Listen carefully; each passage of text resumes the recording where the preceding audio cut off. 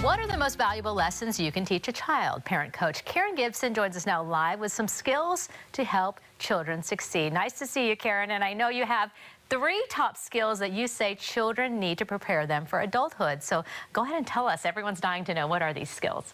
When these skills are not taught in the classroom, so it's really vital for parents to take the time to make it a priority. You ready for the 3 skills? I am. The first one is to teach your children how to talk to people, but emotionally connect with them, because it is scary. You know, if you have an 8-year-old, have them order their own meal when you folks go out, right? And really teach them just the tips and make them feel uncomfortable. Get them out of their comfort zone. The more they're out of their comfort zone, the more they'll be able to practice and feel comfortable. Second one, have them practice and manage their own responsibilities, accountability. This is hard for parents. Do not remind them. If their assignment is done, did you study for the test? Because whenever you remind children, what they feel is you don't trust them.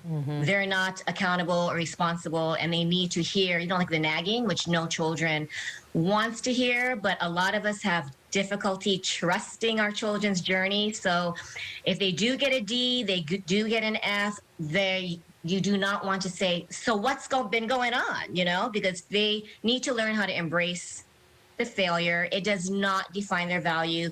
Lastly, how to manage their personal problems. You don't want to sweep in and coddle them or fix their problems, or they'll turn into adults who don't have problem-solving skills. Okay, I might be scoring an F on these 3 things. These are tough for all parents to do. So how do parents help their children with failure and disappointment? You know, it's that mom quality. You want to have them succeed, but how do you help them with that?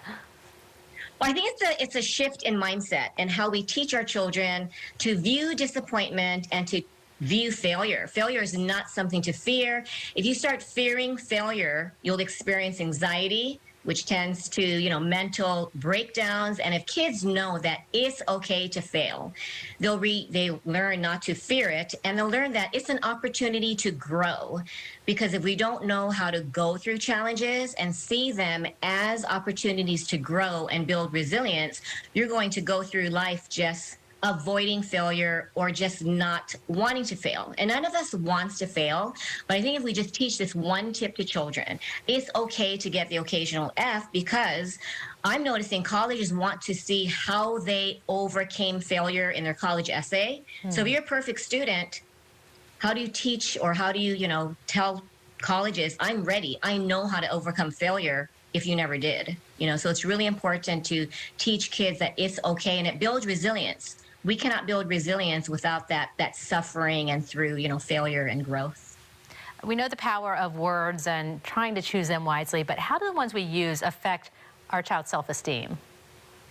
We can either build confidence or destroy confidence. So I recently interviewed former Boise State University football coach Viliami Tuivai, who is also my mentor, and he stresses the importance of really praising your children. And when we scold or lecture or demean them, it rips their self-esteem. So then you'll have a child scared to get out of their comfort zone. They won't be able to set healthy boundaries, and they'll live in fear because their goal is to please their parents. And if they don't feel that, their parents are proud of them, they will, shrink instead of blossom. And you really want to praise your child more than lecture. And I'm guilty of it. But I think what you do when you do lecture or scold, I've been saying this, oh, mom just failed, because they're right. You can imagine I'm getting, oh, you're the parent coach. I thought, my daughter said that the other day, I thought you were not supposed to lecture me. And I said, you know what? Thanks for reminding me. I am just caring, and I'm concerned. And then I apologize, which is not easy for a lot of parents to say, you know what? I'm sorry that I called you out on it. But when you do that, it really makes kids feel that, wow, you're relatable. You're not going to make me feel that I need to be perfect. So that self-esteem building, instead of crushing, makes all the difference in creating a resilient adult. Another big challenge for parents is stopping themselves from fixing their kids' problems or preventing them from having that emotional pain. And I know this is something that you can weigh in on. Yes, no parent likes to see their children suffer, and our children will be suffering from failure, from heartbreak, from rejection. When your child first applies for jobs, they most likely will not get the first one. The key is when you see your child in pain, do not rescue them. There's a difference between guiding them and supporting them and making them feel heard, understood, not judged, but really make them feel that it's okay. It's okay to feel rejected, and it's normal for their journey in life. So once we switch that mindset, and it's really hard, especially as a parent, you want to just make sure that your child feels safe, but just know that it's better for them to experience failure before they leave the house, because you'll be there to comfort them. And the goal for parents should be to prepare their child to live successfully when you're not there. So if you're constantly saving them when you're not there, they won't know how to navigate life's challenges. Oh, that's a good point. Well, as a parent coach, do you offer any group support for stressed parents so they can have some sort of an emotional support system? Yes, I recently am part of a Facebook group called Aloha Mindset Parenting.